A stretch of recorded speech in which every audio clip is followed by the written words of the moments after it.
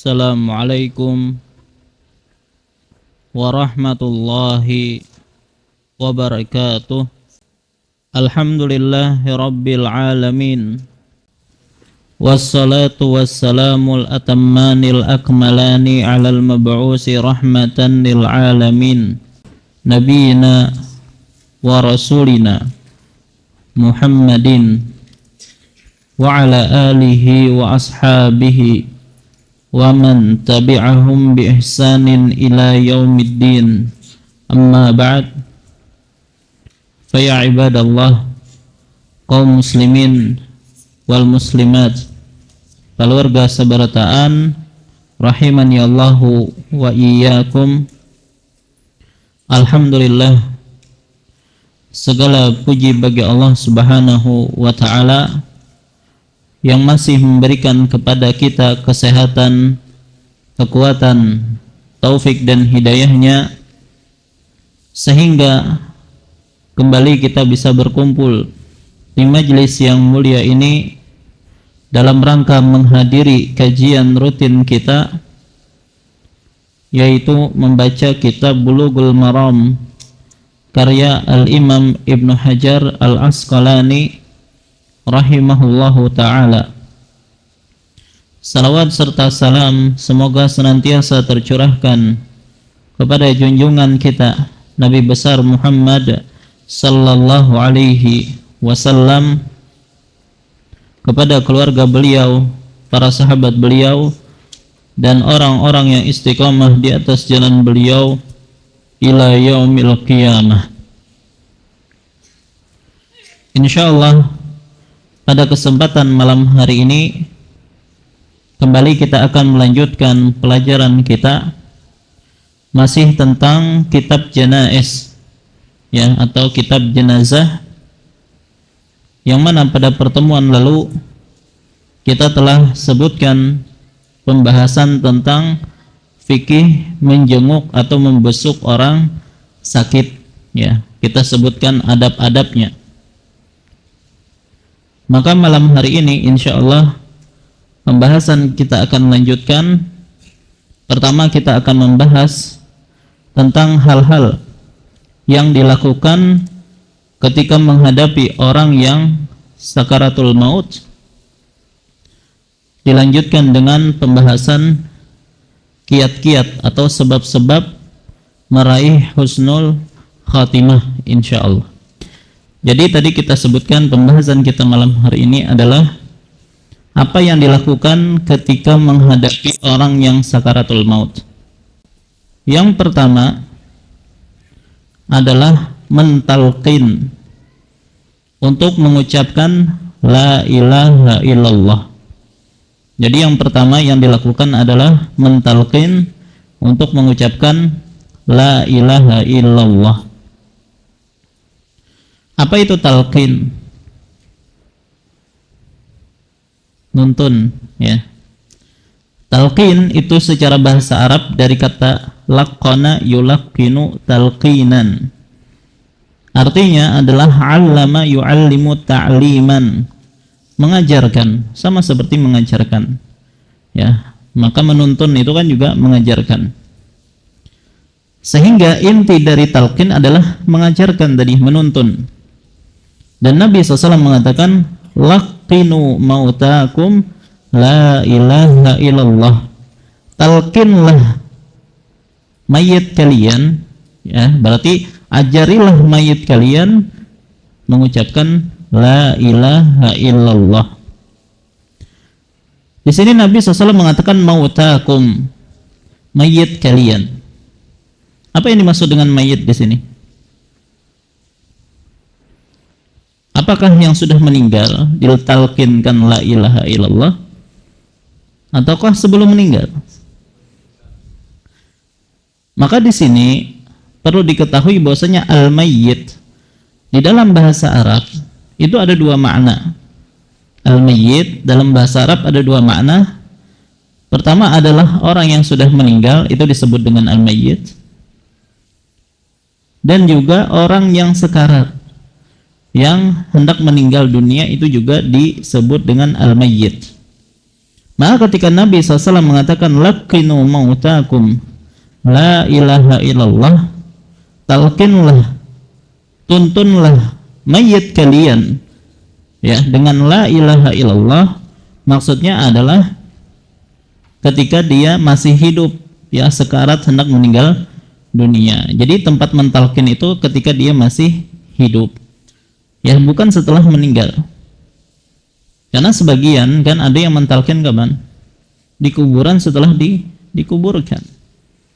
Ya, maka keliru. Yang benar adalah talqinnya adalah ketika dia sebelum meninggal dunia. Baik.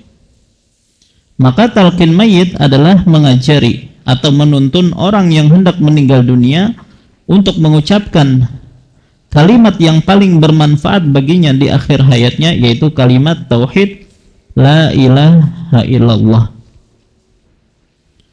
Dan perlu diketahui bahwasanya talqin merupakan salah satu tugas orang yang hidup kepada saudaranya yang hendak meninggal dunia. Jadi bisa dikatakan bahwasanya mentalkin saudara kita itu merupakan hak dia atas kita. Ya, mentalkin saudara kita yang hendak meninggal dunia itu hak dia atas kita. Baik, berkaitan dengan hadis ini silahkan buka hadis nomor 561. Wa an Abi Sa'idin wa Abi Hurairah radhiyallahu anhuma qala Rasulullah sallallahu alaihi wasallam laqinu mautakum la ilaha illallah, rawahu Muslimun wal arba'ah. Dari Abu Sa'id dan Abu Hurairah radhiyallahu anhuma, keduanya berkata, Rasulullah sallallahu alaihi wasallam bersabda, ajarkanlah kepada orang yang hampir meninggal dunia di antara kalian la ilaha illallah. Hadis riwayat Muslim dan 4 orang imam. Baik. Kenapa kita disuruh untuk mentalkin orang yang hendak meninggal dunia? Agar kalimat terakhir yang diucapkannya itu adalah kalimat tauhid la ilaha illallah, yang mana dengan itu dia akan mendapat janji surga. Orang yang akhir perkataannya adalah la ilaha illallah akan dijanjikan surga oleh Nabi sallallahu alaihi wasallam. Dari Mu'adz bin Jabal radhiyallahu anhu, Nabi SAW bersabda, man kana akhiru kalamihi la ilaha illallah dakhalal jannah. Siapa yang kalimat terakhirnya la ilaha illallah, maka wajib masuk surga. Hadis riwayat Ahmad dan dihasankan oleh Syalbani rahimahullah. Nah, berkaitan dengan hadis ini, yaitu barang siapa yang kalimat terakhirnya adalah la ilaha illallah, maka dia masuk surga. Maka ada 2 pendapat di kalangan para ulama. Pendapat yang pertama mengatakan bahwa siapapun yang mengakhiri hidupnya dengan kalimat tauhid ini, maka pasti dia akan masuk surga. Ya, pasti dia masuk surga, baik secara langsung tanpa azab maupun tertunda setelah menjalani hukuman kalau dia ada dosa yang mewajibkan dia diazab. Tapi dia pasti akhirnya masuk surga. Ya. Maka kalau maknanya ini, maka ketentuan tersebut tidak hanya berlaku bagi yang secara spesifik mengakhiri hidupnya dengan kalimat ini. Ya. Karena seseorang yang bertauhid pasti akan masuk surga pada akhirnya, walaupun dia tidak mengakhiri hidupnya dengan perkataan la ilaha illallah. Terus bedanya apa dong? Ya.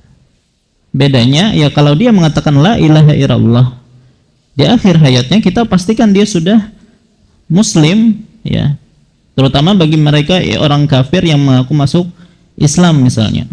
Mungkin kita masih ragu, dia beneran masuk Islam atau tidak. Oh, ternyata di akhir hidupnya dia mengatakan la ilaha illallah, maka kita pastikan dia adalah sudah orang muslim.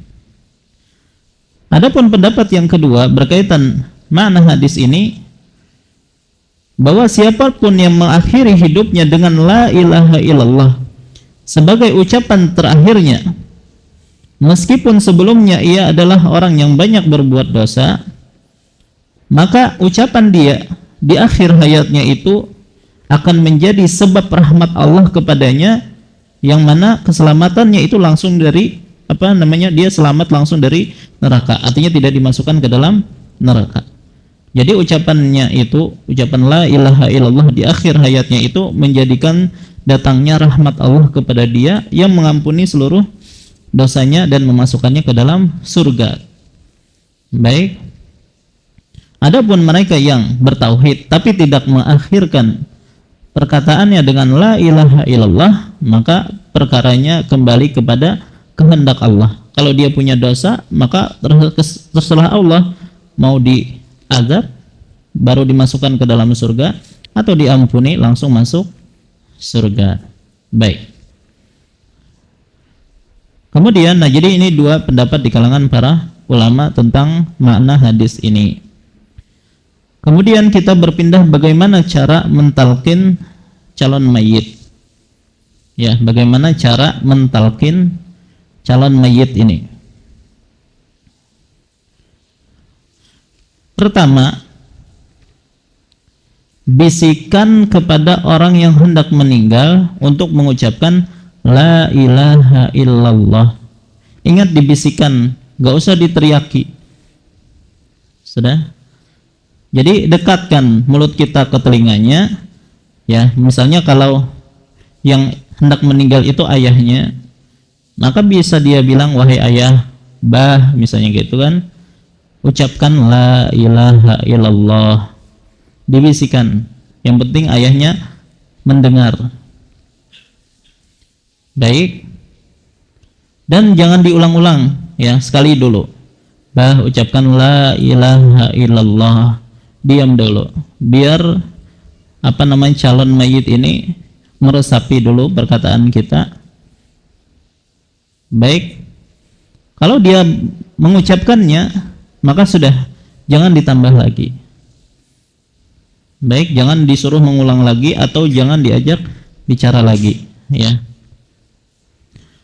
Kalau dia belum juga mengucapkannya, maka tidak mengapa diulang lagi.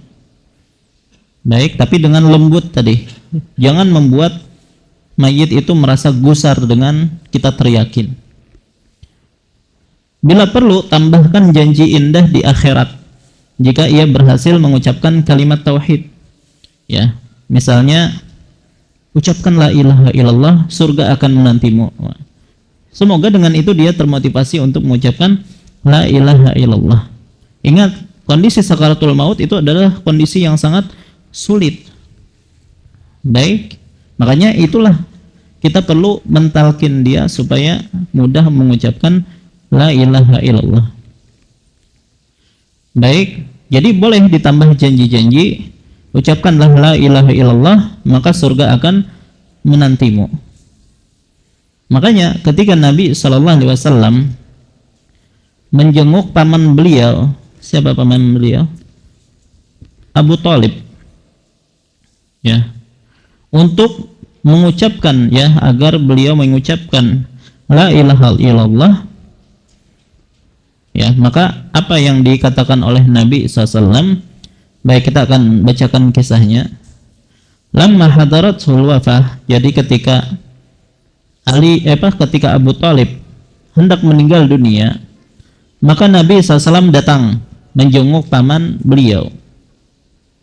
Ternyata ketika Nabi SAW datang, di sisi Abu Thalib itu ada Abu Jahal dan Abdullah bin Abi Umayyah dan juga orang-orang Quraisy yang lain. Maka Nabi SAW pun mengatakan, Ay'am, wahai paman, Qul la ilaha illallah, katakanlah la ilaha illallah, kalimatun uhajjulaka biha indallah, yang mana dengan kalimat tersebut aku akan bela engkau di hadapan Allah pada hari kiamat. Setelah Nabi mengucapkan demikian, ternyata Abu Jahal juga mengatakan, Atarghabu am millati Abdul Muttalib, wahai Abu Thalib, apakah engkau benci dengan agamanya Abdul Muttalib?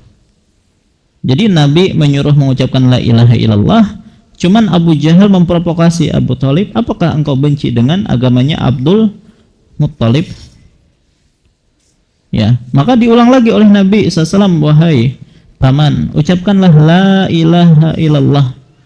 Ya, yang mana aku akan bela engkau dengannya di sisi Allah pada hari kiamat. Ternyata Abu Jahal juga, apakah engkau benci dengan agamanya Abdul Muttalib? Jadi gantian, Nabi menyeru Abu Thalib, Abu Jahal juga menyeru Abu Thalib.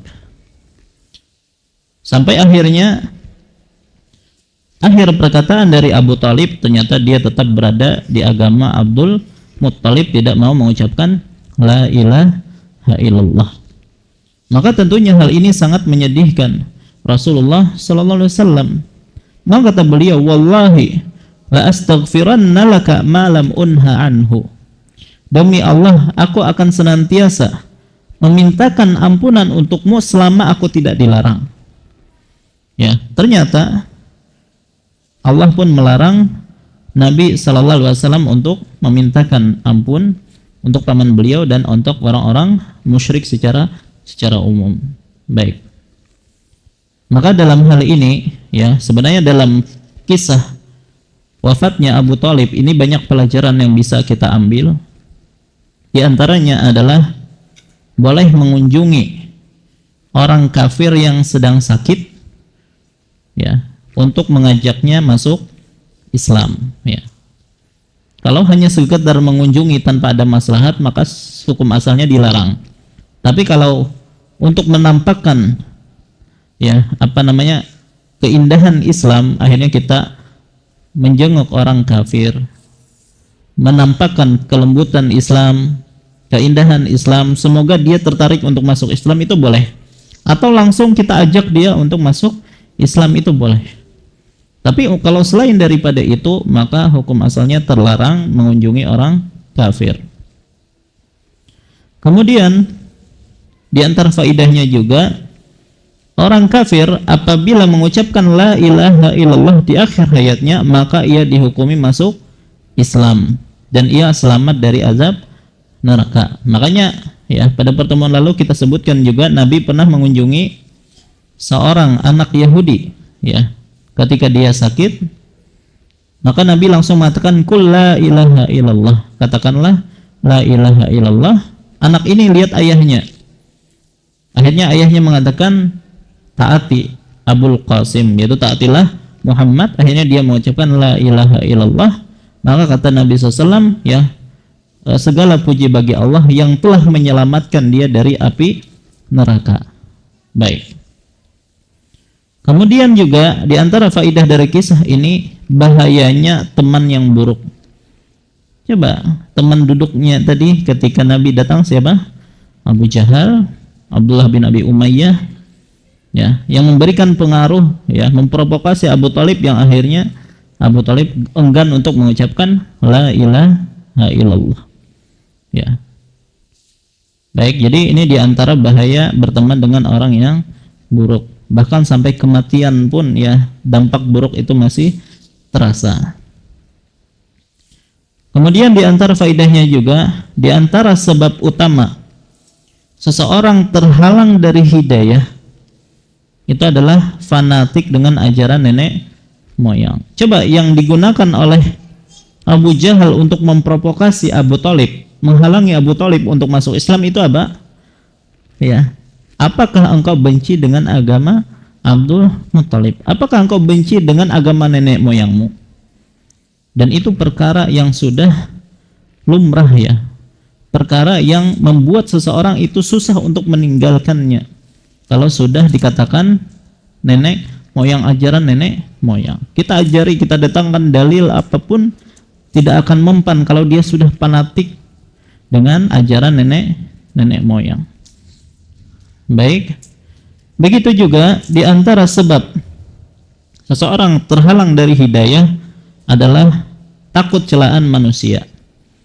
Kita mengetahui bahasanya Abu Thalib, walaupun beliau mati dalam keadaan musyrik, sebenarnya beliau meyakini kebenaran dakwah Nabi SAW.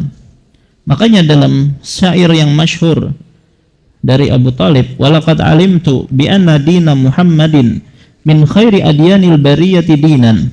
Sungguh aku mengetahui bahwasanya agamanya Muhammad adalah agama yang terbaik. Tapi kenapa dia tidak mau masuk Islam? Laulal malamata aw hadara masabbatin lawajadtani samhan bidzaka mubina. Kalau bukan karena takut celaan dan cercaan, kau akan dapati aku sudah masuk Islam. Itu aja, gara-gara takut celaan, cercaan, akhirnya dia tidak mau masuk Islam. Maka takut celaan manusia itu adalah sebab seseorang terhalangi dari hidayah. Dan faedah berikutnya adalah menunjukkan di sini mahalnya hidayah.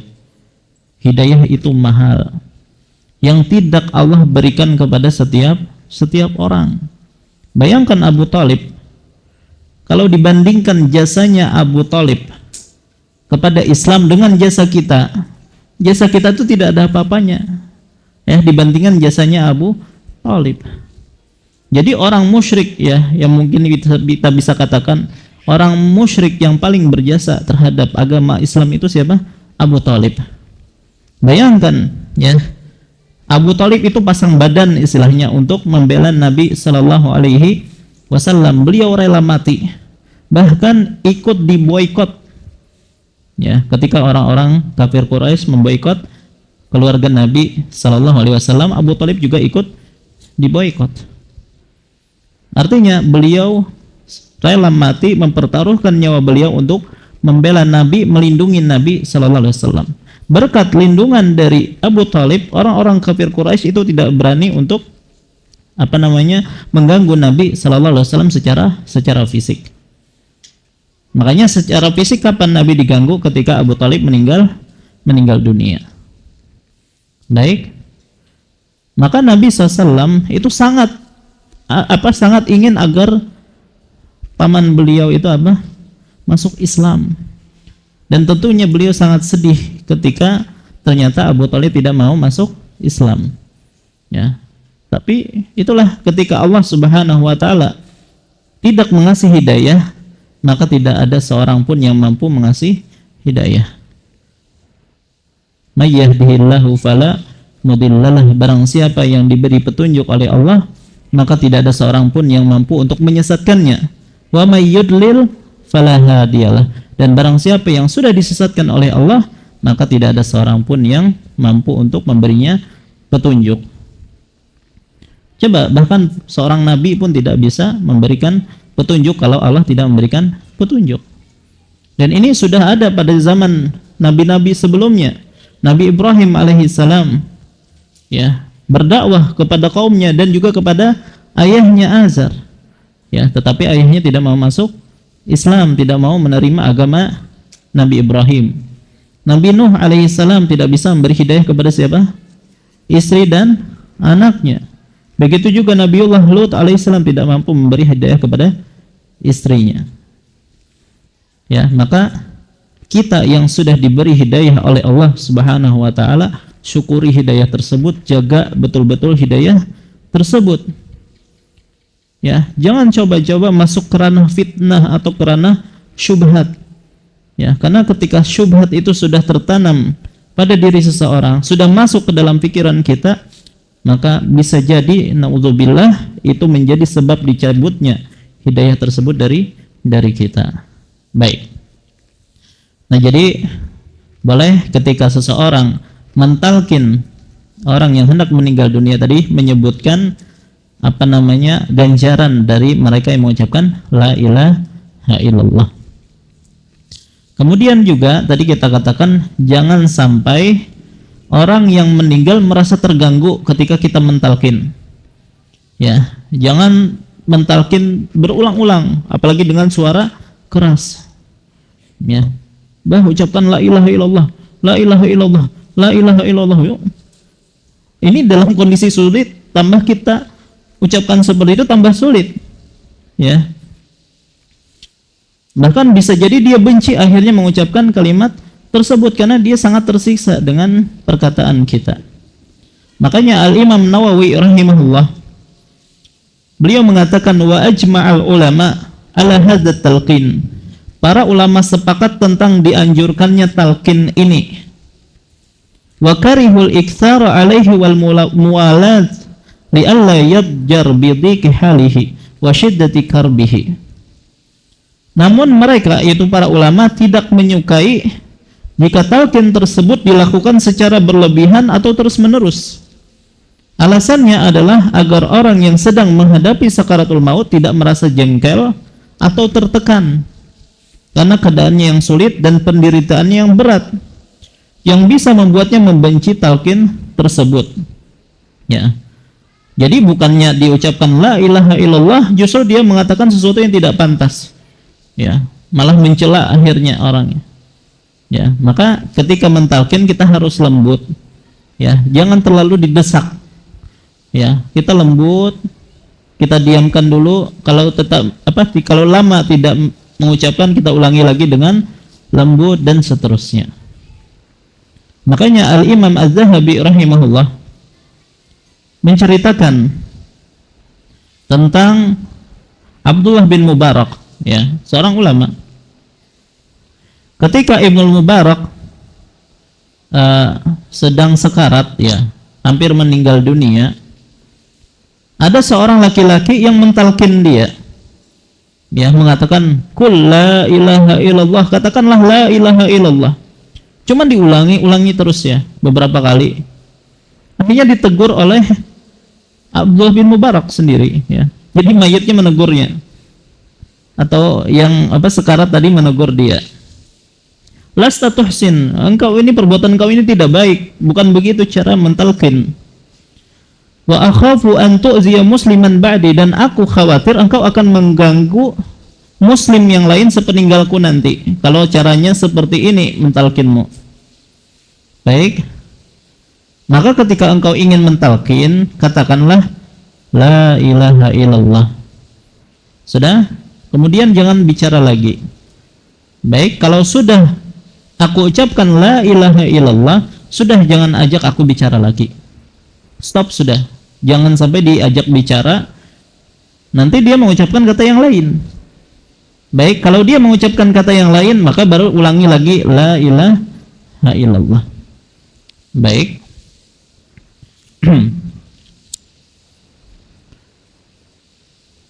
Kemudian, ya tadi, jika calon jenazah sudah berhasil mengucapkan la ilaha illallah, maka jangan diajak bicara apapun.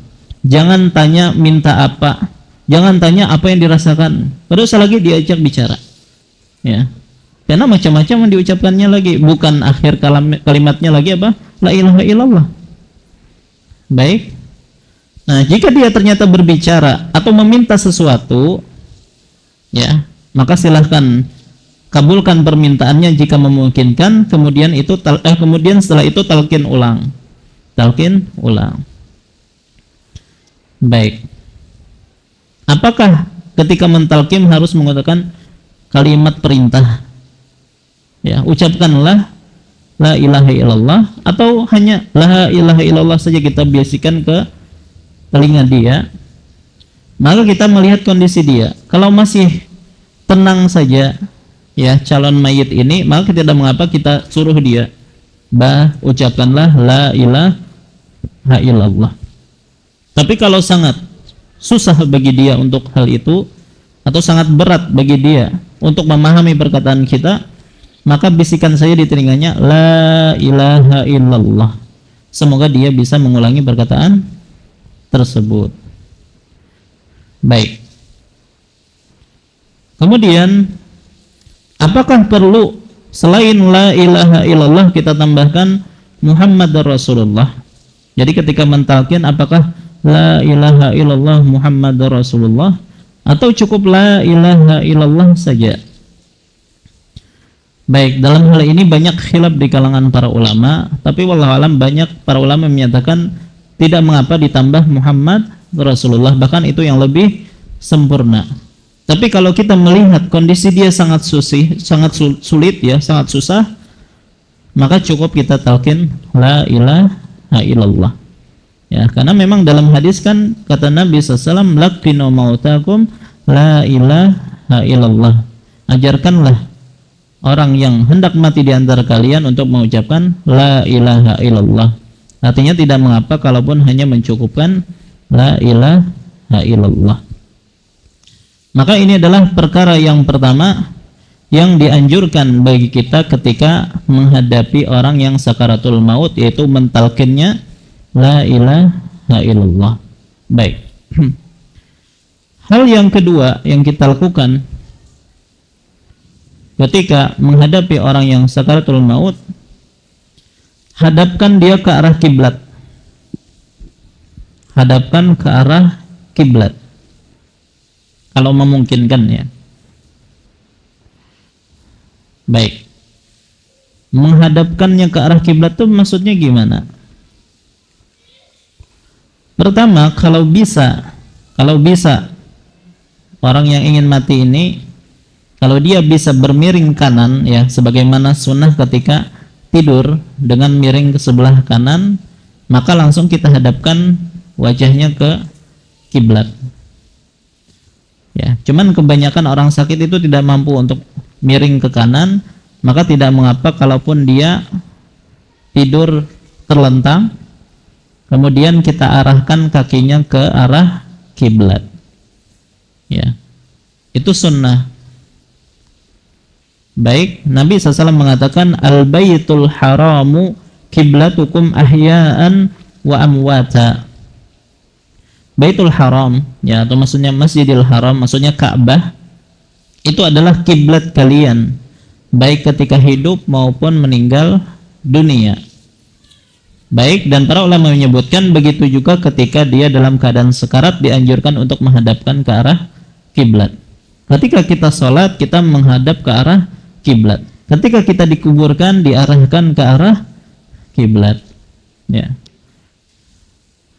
Baik. Kemudian yang ketiga, hal yang dilakukan kepada orang yang hendak sakaratul maut adalah mendoakannya. Ya, mendoakannya dan mengucapkan kata-kata yang baik, mengucapkan kata-kata yang baik. Jadi selain berdoa, kita juga mengatakan hal-hal yang baik. Berarti jangan mengatakan hal-hal yang buruk. Jangan mengatakan hal-hal yang buruk. Hal ini berdasarkan hadis dari Ummu Salamah radhiyallahu anha. Ia mengatakan bahwa Rasul pernah bersabda, "Idza hadartumul marid awil mayyit faqulu khairan fa innal malaikata yu'minuna ala ma taqulun." Apabila kalian menjenguk orang sakit, baik, ini termasuk adab ketika menjenguk orang sakit atau orang yang akan meninggal dunia, maka ucapkanlah kata-kata yang baik. Ucapkanlah kata-kata yang baik. Karena sesungguhnya para malaikat mengaminkan apa yang kalian ucapkan. Jadi doakan mayit dengan kebaikan. Ya, atau ucapkanlah kepada orang yang tadi sakit atau orang yang hendak meninggal dunia dengan kata-kata yang baik. Maka pada saat itu ya malaikat mengaminkan apa yang kita katakan. Baik. Kemudian apakah dianjurkan membaca surah Al-Fatihah dan surah Yasin kepada orang yang sekarat? Apakah dianjurkan membaca surah Al-Fatihah dan surah Yasin kepada orang yang sekarat? Ya, maksudnya yang hendak meninggal dunia atau kepada orang sakit secara umum, apakah itu dianjurkan? Memang ada hadis yang berbunyi, silakan buka hadis 562. Wa an Ma'qil ibn Yasarin radhiyallahu anhu anna Nabiy sallallahu alaihi wasallam, bahwasanya Nabi sallallahu qala, bersabda, Iqra'u ala mautakum Yasin, rawahu Abu Daud wan Nasa'i wa sahahahu Ibnu Hibban. Dari Ma'qil bin Yasar radhiyallahu an, bahwasanya Nabi SAW bersabda, bacakanlah Yasin kepada orang-orang yang hampir meninggal di dunia di antara kalian. Hadis riwayat Abu Daud serta An-Nasai dan disahihkan oleh Ibnu Hibban.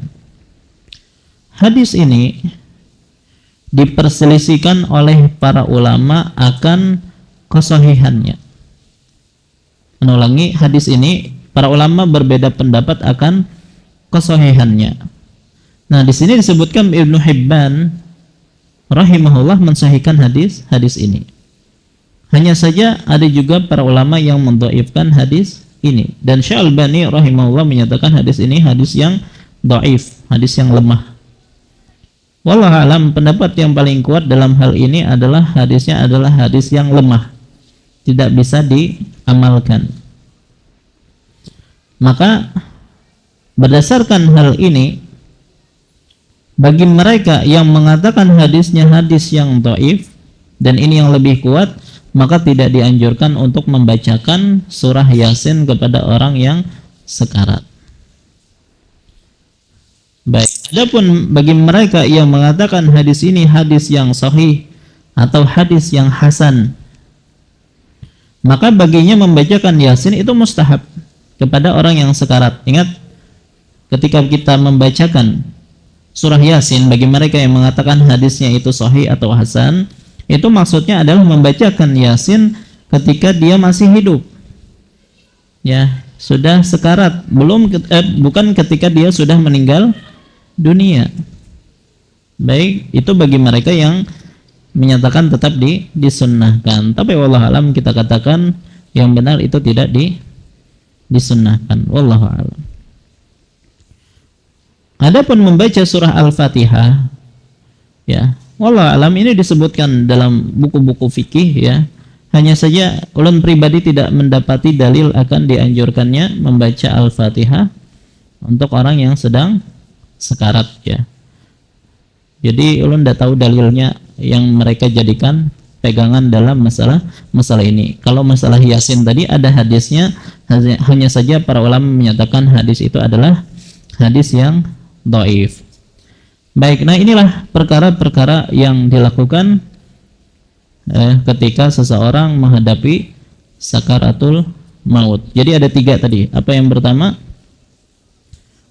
Mentalkin, ya, mentalkin. Kemudian yang kedua, menghadapkannya ke arah kiblat. Kemudian yang ketiga adalah mendoakan dan hanya mengucapkan kata-kata yang baik, karena malaikat yang mengaminkan apa yang kita ucapkan. Baik, ini masih sakaratul maut, ya, belum meninggal, ya. Lawas banget kalau meninggal gitu, ya. Sabar, ya. Sekarang kita akan bahas poin yang kedua. Tadi apa? Kiat-kiat meraih husnul khatimah. Kiat-kiat meraih husnul khatimah. Suatu hal yang menggelisahkan orang-orang soleh dari dahulu sampai sekarang adalah ketidaktahuan mereka tentang akhir kehidupan mereka. Suatu hal yang menggelisahkan orang-orang soleh dari dahulu sampai sekarang adalah ketidaktahuan mereka tentang akhir kehidupan mereka. Ya, apakah mereka nantinya masuk surga ataukah masuk neraka? Mereka tidak tahu. Dan banyak sekali riwayat dari kalangan salaf tentang kekhawatiran mereka ini dari kekhawatiran mereka tentang su'ul khatimah. Mereka khawatir dengan su'ul khatimah. Jadi ada istilah husnul khatimah, kesudahan yang baik. Ada su'ul khatimah, kesudahan yang buruk. Ini jangan kebalik, ya. Kali aja misalnya meminta kepada Allah, ya Allah berikanlah aku su'ul khatimah, ya naudzubillah. Ya, husnul khatimah. Baik. Dan Nabi SAW mengatakan innamal a'malu bil khawatim. Ya, sesungguhnya setiap amalan itu tergantung pada akhirnya. Ya, karena para ulama menyatakan bahwasanya akhir kehidupan seseorang itu merupakan rangkuman, ya. dari apa yang dia jalani selama dia masih hidup, ya. Yang menjadi patokan itu adalah di akhirnya. Baik, kita akan sebutkan beberapa riwayat dari kalangan salaf yang mereka sangat khawatir dari su'ul khatimah. Pertama, Al-Imam Bukhari menyebutkan dalam sahihnya dari Ibnu Abi Mulaikah, beliau mengatakan, adraktu salasina minas sahabah kulluhum yakhafun nifaqa ala nafsihi. Aku mendapati 30 orang sahabat, mereka khawatir ada nifak di dalam diri mereka, ya. Jadi Ibnu Abi Mulaikah, beliau seorang tabi'in, menyatakan, aku mendapati 30 sahabat yang semuanya itu khawatir kemunafikan pada diri mereka, ya, termasuk mereka yang telah dijamin oleh Nabi SAW masuk surga. Di antaranya Umar ibn Khattab radhiyallahu an, ya. Nabi SAW mengatakan, Umar fil jannah, Umar di surga. Bahkan Nabi SAW telah menyatakan bahwasanya Umar akan mati syahid. Bahkan Nabi SAW mengatakan bahwasanya beliau melihat istana Umar di surga. Bahkan syaitan itu tidak berani untuk mengambil jalan yang sama dengan jalan Umar. Bahkan Umar pernah bertanya kepada Hudzaifah. Hudzaifah itu adalah pemegang rahasia Rasulullah. Apakah aku termasuk orang yang disebutkan oleh Nabi termasuk orang yang munafik? Ya, tentu saja bukan. Nah, itu yang sahabat yang dijamin masuk surga, ya, tetap saja merasa khawatir ada kemunafikan dalam dirinya. Ya, harusnya kita yang sama sekali tidak ada jaminan masuk surga, itu lebih khawatir dan lebih tidak pede, ya, bahwasanya dia akan masuk surga, ya, melihat kurangnya amal kita, banyaknya dosa yang kita lakukan, apalagi di zaman sekarang wasilah sarana bermaksiat itu banyak sekali. Oleh karena itu jangan pernah merasa pede, ya, dengan amalan kita. Ya, ulama dahulu mereka sangat khawatir dari yang namanya su'ul khatimah. Baik, kayaknya sudah Isya. Insyaallah kita lanjut setelah salat. Wallahu ta'ala alam. Wassallallahu ala nabiyina Muhammad wa ala alihi washabihi wasallam. Assalamualaikum warahmatullahi wabarakatuh. Alhamdulillahi wahdah, wassalatu wassalamu ala man la nabiyya ba'dah, nabiyyina wa rasulina Muhammad ibn Abdillah wa ala alihi wa ashabihi wa man walah, amma ba'd. Fa insyaallah kita lanjutkan kembali pembahasan kita. Maka tadi telah kita sebutkan bahwasanya para ulama, orang-orang soleh dari dahulu maupun sekarang, mereka sangat khawatir dengan yang namanya su'ul khatimah, kesudahan akhir yang buruk. Bahkan, ya, dari kalangan para sahabat yang mana mereka dijamin masuk surga, tetap merasa tidak pede dengan amalan mereka. Begitu juga dengan para ulama. Di antaranya Sufyan Ats-Tsauri rahimahullah disebutkan kana yashtaddu qalaquhu wa khawfuhu minas sawabiqi wal khawatim. Sufyan Ats-Tsauri itu sangat gelisah dan takut akan amalan yang dia dahulu kerjakan dan dengan akhir kehidupannya. Bahkan dia disebutkan sering menangis dan berkata, akhafu an akuna fi ummil kitab syaqiyan. Aku takut jika dalam ummul kitab, yaitu Lahul Mahfuz, aku ditetapkan sebagai orang yang celaka. Wa yabki, dan beliau menangis seraya mengatakan, akhafu an uslabal imana indal maut. Aku takut imanku dicabut saat kematian menjemput. Dan masih banyak riwayat-riwayat para ulama yang mereka khawatir dengan su'ul khatimah. Hanya saja ketakutan mereka tersebut ya semakin membuat mereka bersungguh-sungguh untuk beramal soleh. Jadi bukan malah putus asa dari beramal soleh, enggak. Tapi justru mereka semakin bersungguh-sungguh untuk beramal dan berharap mereka mendapatkan husnul khatimah. Ya, bahkan Nabiullah Yusuf alaihi salam beliau meminta kepada Allah agar diwafatkan dalam kondisi menjadi seorang muslim.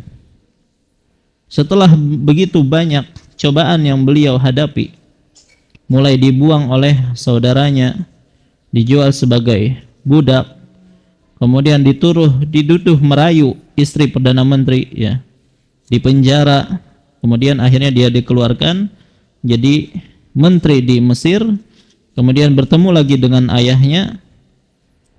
Nabi Yusuf berdoa, Anta waliyyi fid dunya wal akhirah, tawaffani musliman wa alhiqni bis salihin. Ya Allah, Engkaulah pelindungku di dunia dan akhirat. Wafatkanlah aku dalam keadaan Islam dan gabungkanlah aku dengan orang-orang yang soleh. Itu Nabiullah Yusuf alaihissalam berdoa demikian. Baik, dan juga orang-orang soleh dari zaman dahulu, mereka senantiasa berdoa agar diberi husnul khotimah. Apa yang dimaksud dengan husnul khotimah dulu? Husnul khotimah itu adalah kesudahan yang indah, kesudahan yang baik. Artinya ketika dia meninggal dunia, ya, dalam keadaan bertakwa kepada Allah Subhanahu wa ta'ala, itu maksud dari husnul khatimah. Ketika meninggal dia dalam keadaan bertakwa kepada Allah, dalam keadaan imannya itu bagus, bukan dalam kondisi bermaksiat kepada Allah, bukan dalam kondisi melanggar syariat Allah. Anas bin Malik mengatakan, Nabi SAW bersabda, "Idza aradallahu bi'abdin khairan ista'malahu." Jika Allah menghendaki kebaikan bagi seorang hamba, dia akan ista'malahu, ya, menjadikannya bekerja. Maka ditanyakan kepada Rasulullah, "Kaifa yasta'maluhu ya Rasulullah?" Bagaimana Allah menjadikan dia bekerja? Qala, Nabi menjawab, "Yuwaffiquhu li amalin salihin qablal maut." Dia akan memberinya taufik untuk melakukan amal saleh sebelum kematiannya. Nah, inilah yang disebut dengan husnul khatimah. Dan orang yang mendapatkan husnul khatimah, maka dia akan mendapatkan kebahagiaan pertama ketika dicabut rohnya. Allah Subhanahu wa taala berfirman dalam surah Ibrahim ayat 27, "Yusabbitullahu alladhina amanu bil qawli tsabiti fil hayatid dunya wa fil akhirah." Allah akan meneguhkan orang-orang yang beriman dengan ucapan yang teguh dalam kehidupan dunia. Baik, nah sebagian para ulama menyatakan ketika dalam kehidupan dunia dimaksud adalah ketika sakaratul maut. Ya. Dan di akhirat, ya. Dan adapun di akhirat pertama dimulai dari alam barzakh ketika dia menjawab pertanyaan malaikat. Kemudian kemudahan memasuki surga Allah Subhanahu wa taala. Ini fadilah husnul khatimah. Kemudian juga Allah berfirman dalam surah Fussilat ayat 30. Sesungguhnya orang-orang yang berkata, Rabbunallahu summa istaqamu. Tuhan kami adalah Allah, kemudian mereka beristiqamah. Tatanazzalu alaihimul malaikah alla takhafu wa la tahzanu. Maka malaikat-malaikat akan turun kepada mereka mengatakan, janganlah kamu merasa takut dan janganlah kamu bersedih hati. Wa abshiru bil jannah, dan bergembiralah dengan surga. Allati kuntum tu'adun, yang mana telah dijanjikan kepadamu. Nah, para ahli tafsir sebagian mengatakan kabar gembira ini disampaikan ketika dia sakaratul maut. Baik. Begitu juga dari Aisyah, Nabi SAW bersabda, Man ahabba lika Allah ahabballahu liqa'ahu wa man kariha liqa'allah karihallahu liqa'ahu. Barang siapa mencintai pertemuan dengan Allah, maka Allah pun mencintai pertemuan dengannya. Dan barang siapa membenci pertemuan dengan Allah, maka Allah pun membenci pertemuan dengannya. Maka Aisyah pun bertanya, wahai Nabi Allah, apa yang dimaksud kebencian terhadap al-maut, kematian? Karena kita semua membenci yang namanya kematian. Maka kata Nabi SAW, bukan begitu. Akan tetapi seorang mukmin ketika sakaratul maut diberi kabar gembira dengan rahmat Allah, dengan keridhaannya dan surganya, maka ia akan mencintai pertemuan dengan Allah. Dan Allah pun mencintai pertemuan dengannya. Dan sesungguhnya orang kafir apabila diberi kabar tentang azab Allah dan kemurkaannya, ya, sebagian ulama mengatakan kabar ini disampaikan ketika dia sakaratul maut, maka ia pun membenci pertemuan dengan Allah dan Allah pun membenci pertemuan dengannya. Baik, intinya ya, fadilah seseorang yang husnul khotimah, dia akan mendapatkan kesenangan ketika dicabut ruhnya. Baik, adapun sebab-sebab meraih husnul khotimah kita akan sampaikan secara ringkas saja ya. Kurang lebih di sini ulun sebutkan ada 8 tentang sebab-sebab meraih husnul khotimah. Yang pertama adalah bertakwa kepada Allah dimanapun dan kapanpun dia berada. Jadi yang pertama adalah bertakwa kepada Allah dimanapun dan kapanpun dia berada. Allah Subhanahu wa ta'ala berfirman sebagaimana ayat yang sering kita bacakan, ya ayyuhalladzina amanu taqullaha haqqa tuqatih. Wahai orang-orang yang beriman, bertakwalah kepada Allah dengan sebenar-benar takwa. Terus sambungannya apa? Wala tamutunna illa wa antum muslimun. Dan janganlah sekali-kali kamu mati melainkan dalam keadaan beragama Islam. Maka salah satu hal yang mengantarkan seseorang untuk meraih husnul khatimah adalah takwa kepada Allah. Karena dalam ayat ini Allah Subhanahu wa taala menggandengkan antara ketakwaan dengan kematian di atas Islam. Baik. Dan salah satu kesulitan yang dilakukan oleh seorang muslim itu adalah ketika dia sakaratul maut. Dan ketika sakaratul maut itu syaitan itu pasti datang. Ketika seseorang sakaratul maut, syaitan itu pasti akan datang. Dan dia akan senantiasa berusaha sekuat tenaga untuk membuat orang ini apa? Kafir. Untuk membuat orang ini tergelincir di ujung hayatnya. Maka dalam kondisi yang sulit seperti ini, ketika seseorang bertakwa kepada Allah selama hidupnya, maka Allah akan memudahkannya menghadapi sakaratul maut. Makanya Allah berfirman dalam surah At-Talaq ayat 2, "Wa may yattaqillaha yaj'al lahu makhraja." Barang siapa yang bertakwa kepada Allah, niscaya dia akan mengadakan baginya jalan keluar. Ya, dalam ayat yang keempat, wa may yattaqillaha yaj'al lahu min amrihi yusra. Barang siapa bertakwa kepada Allah, niscaya dia akan menjadikan baginya kemudahan dalam setiap urusannya, terutama dalam keadaan sakaratul maut. Maka dalam hal ini ya sudah selayaknya kita melazimi diri kita untuk senantiasa bertakwa kepada Allah. Karena kaidah dalam masalah ini ya, seseorang itu akan apa? Dimatikan sesuai dengan kebiasaan dia ketika hidup di dunia. Sebagaimana yang disebutkan oleh Imam Ibnu Katsir, beliau membuat atau menyebutkan satu kaidah. Barang siapa yang hidup di atas suatu kebiasaan, maka ia akan meninggal di atas kebiasaan tersebut.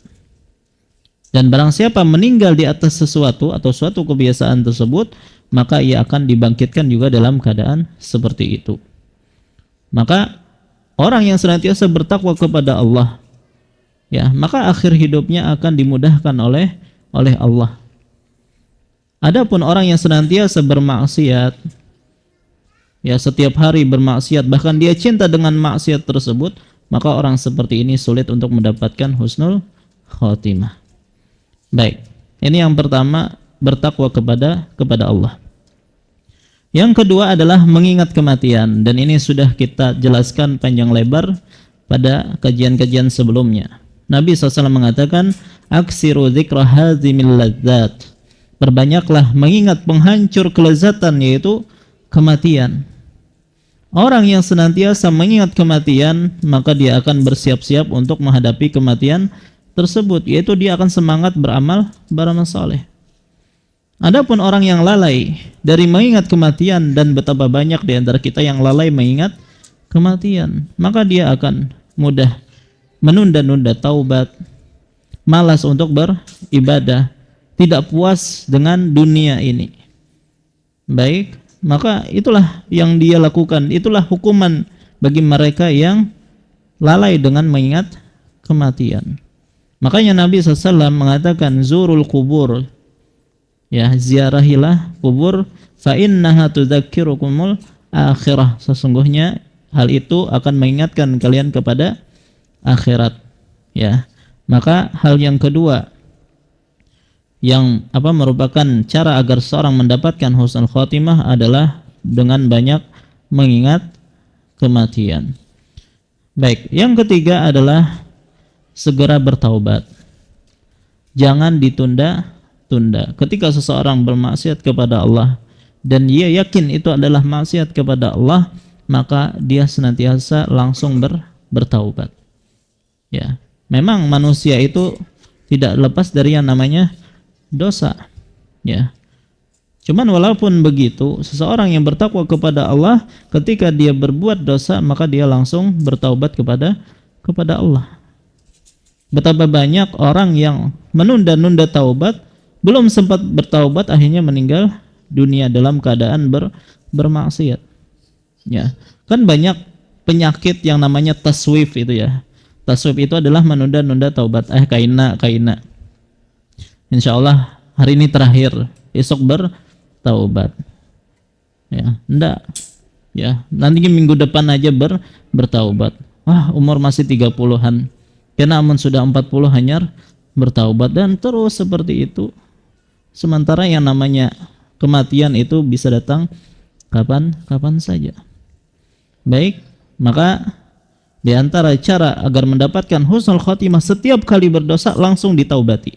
Jangan ditunda-tunda untuk bertaubat. Bahkan Ibnu Qayyim rahimahullah menyatakan yang namanya taubat itu adalah kewajiban yang harus segera dilaksanakan.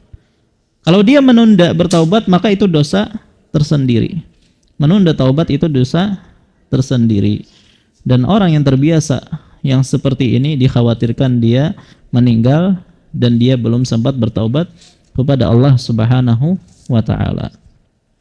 Yang keempat adalah memperbanyak amalan sir atau amalan rahasia. Memperbanyak amalan rahasia. Maksudnya gimana nih? Amalan yang tidak diketahui oleh orang lain. Baik, Nabi SAW mengatakan, man istata'a minkum an takuna lahu khabi'atun min amalin sholih falyaf'al. Barang siapa yang mampu untuk memiliki amalan soleh yang tersembunyi, maka lakukanlah. Ya, artinya ketika kita beramal, jangan suka share. Ya, terkadang banyak di antara kita beramal satu di share, amal dua di share. Akhirnya tidak ada lagi yang tersembunyi dari amalan tersebut. Baik, nah di antara sebab orang terjerumus kepada su'ul khotimah itu adalah ketika melakukan amalan buruk yang tersembunyi. Ketika dia sendirian dia bermaksiat. Ya, orang yang seperti ini terbiasa bermaksiat ketika sendirian, itu merupakan salah satu sebab su'ul khotimah. Maka bagaimana supaya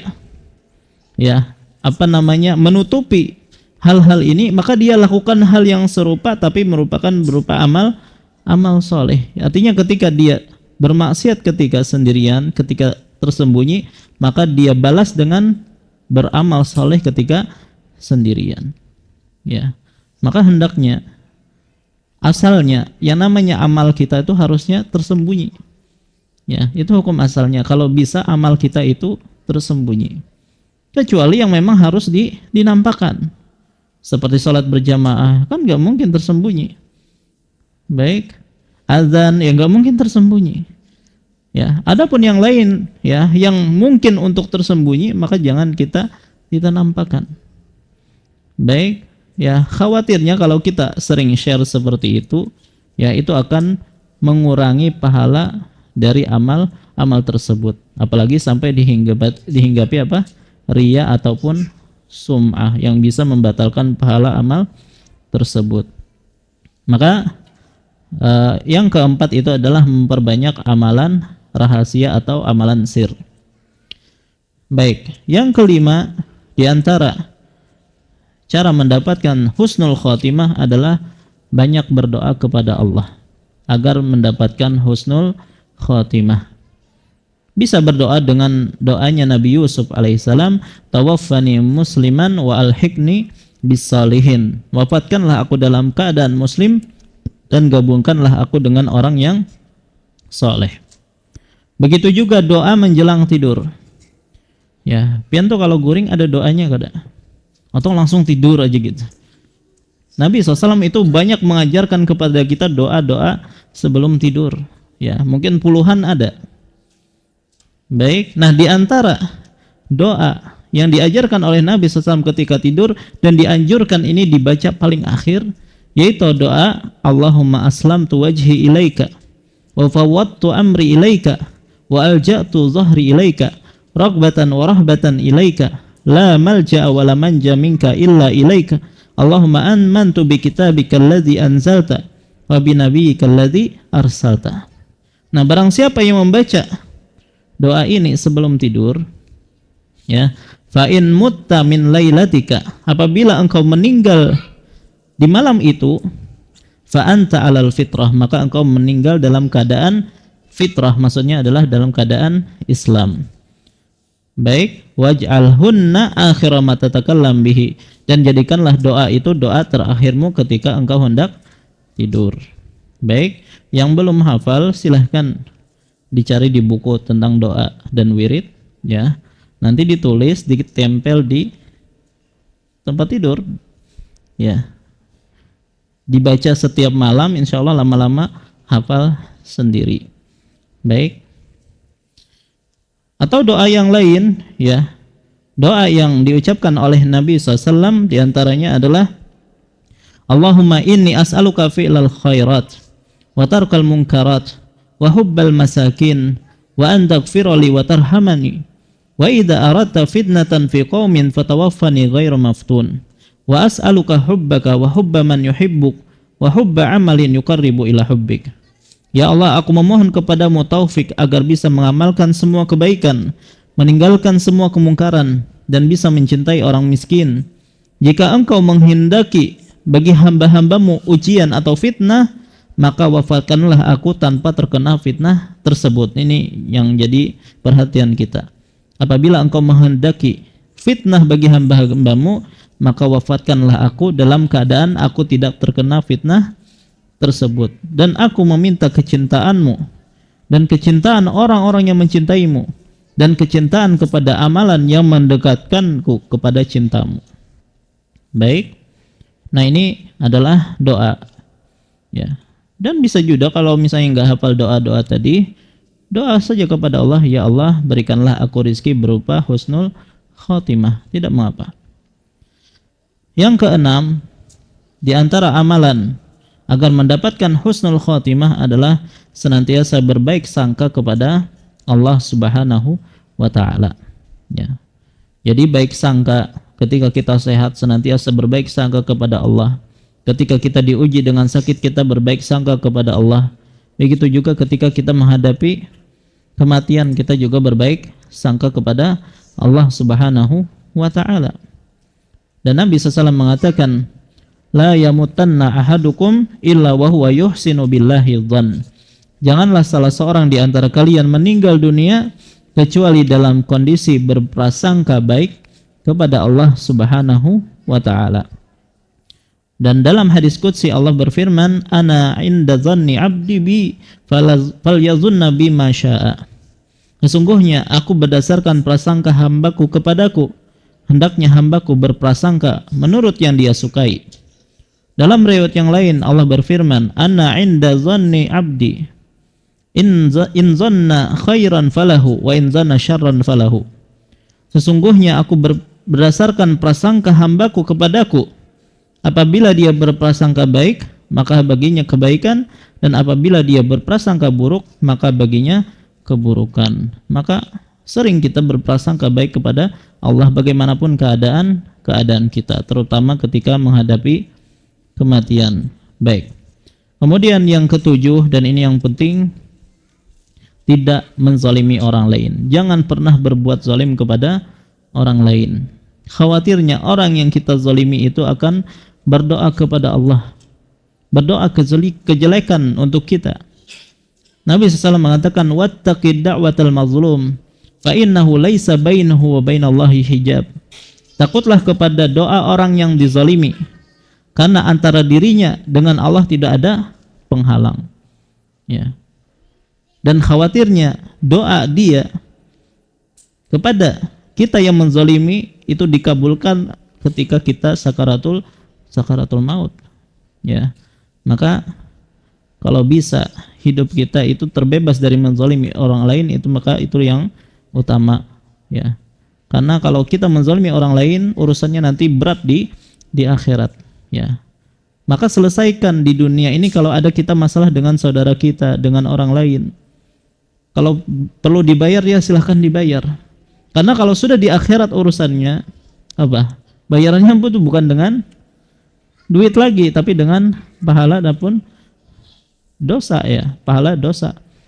Kalau habis pahala kita, maka dosa orang itu yang akan diberikan kepada kita. Nauzubillahi min dzalik. Baik. Dan yang terakhir, yang kedelapan adalah senantiasa berbuat kebaikan kepada orang lain. Orang yang rajin berbuat kebaikan kepada orang lain, baik dengan hartanya, dengan ucapannya, dengan pikirannya, ya, dengan tenaganya, dan seterusnya, maka itu salah satu yang membuat seseorang bisa dimatikan dalam keadaan husnul khotimah. Nabi SAW bersabda, sana'iul ma'ruf taqi masari al-su. Perbuatan-perbuatan baik akan menjaga seseorang dari kesudahan wafat yang buruk, ya. Jadi seseorang yang senantiasa berbuat baik kepada orang lain itu dijaga oleh Allah dari su'ul khotimah. Baik, nah inilah di antara perkara-perkara yang bisa mengantarkan seseorang kepada husnul khotimah. Semoga Allah Subhanahu wa taala ya menjadikan kita di akhir kehidupan kita dengan husnul khotimah. Baik, ini yang bisa ulun sampaikan. Insyaallah kita lanjutkan lagi pada pertemuan yang akan datang. Insyaallah pertemuan yang akan datang akan kita bahas tentang tanda-tanda husnul khotimah. Kalau ini kan cara mendapatkan husnul khotimah. Nah, pertemuan yang akan datang kita akan sebutkan tentang tanda-tanda husnul khotimah apa saja. Begitu juga tentang apa yang dilakukan kepada orang yang sudah meninggal dunia. Wallahu ta'ala alam wa sallallahu ala nabiyyina Muhammad wa ala alihi wasallam. Subhanakallahumma bihamdika asyhadu an la ilaha illa anta astaghfiruka wa atubu ilaik. Wassalamualaikum warahmatullahi wabarakatuh.